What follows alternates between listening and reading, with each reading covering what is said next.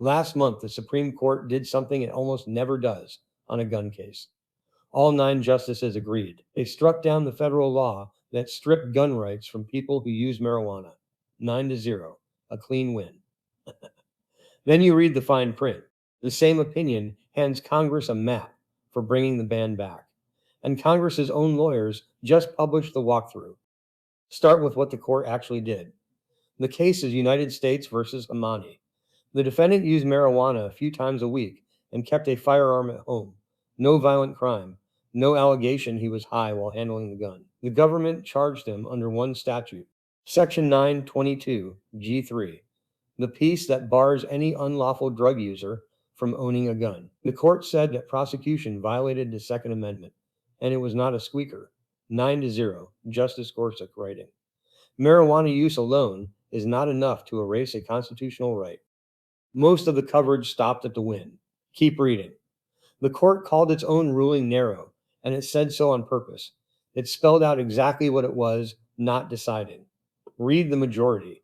We did not address other prophylactic laws Congress might adopt after determining that users of a particular drug pose a special risk of misusing firearms. The justices left that door open, and they wrote it into a unanimous opinion. Enter the Congressional Research Service. CRS is a nonpartisan shop that writes the playbooks lawmakers actually use. Days after the ruling, it published a report on what Congress could do next. It's read on the opinion. The court explicitly recognized room for legislative action in this area. Then it laid out the menu. Door 1. Rewrite the statute to capture only people who, because of their drug use, present a danger to themselves or others. Door 2. Keep prosecuting, but bring individualized proof that this defendant is actually dangerous. Door 3. Go after the other categorical bans while the court's reasoning is fresh. One word did all the work. The justices called the ruling narrow, and narrow is the invitation. CRS read it the same way and wrote that Congress may accept this invitation to amend the ban if it chooses. Look hard at Door 1 because it sounds the most reasonable and it is the most dangerous. Congress rewrites the law so it only reaches drug users who present a danger to themselves or others. Who could argue with that? The fight is in who decides and how. Does a prosecutor get to assume that a whole category of user is dangerous, or does the government have to prove it about you, the actual person in the courtroom?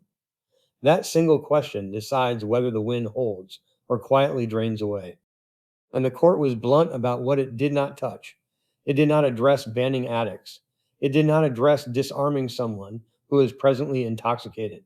Its own words, which means a bill aimed at people while they are high or at genuine addiction, starts on far stronger ground than the old blanket ban ever did. There is also unfinished business already in the statute. Section 922, G3 still bars anyone addicted to an illegal drug. The court did not define that. CRS flags it as the exact question lower courts now have to sort out.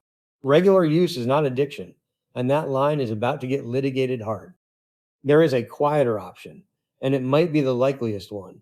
CRS says Congress could just wait. Let the lower courts answer the residual questions from Ammani. Watch the docket, because Ammani is not the last word. A stack of Second Amendment petitions is already sitting at the Supreme Court. CRS puts it plainly. If the court takes any of them, Congress will have more information before it decides whether to touch the gun law at all. Translation: the smart move might be to let the courts keep building the record, then legislate once the ground stops moving. So be precise about what you want. The government can no longer treat marijuana use by itself as an automatic disqualifier from owning a firearm. That win is real, and it is unanimous. Nobody is undoing it. But the same 9 justices who protected that right also handed Congress a roadmap to build the ban back. The fight did not end at the Supreme Court. It moved down the street to a committee room where the next version of this ban is already being sketched on the back of the court's own opinion. So here is what to actually watch, not the press releases. Watch for a bill that amends Section 922, G3, and when it drops, go straight to the words danger to himself or others, presently intoxicated, addicted to. That is the language where your rights get rebuilt or clawed back. and watch the Supreme Court's docket because the justices told Congress to wait for the next case, and the next case is coming. If you use cannabis and you own a gun, the automatic federal ban just lost its teeth. That does not mean lie on the federal form. The paperwork has not caught up to the Constitution yet. Follow this one with me. Hit like, subscribe, and drop the state you are in, because how this plays out is going to depend on where you live.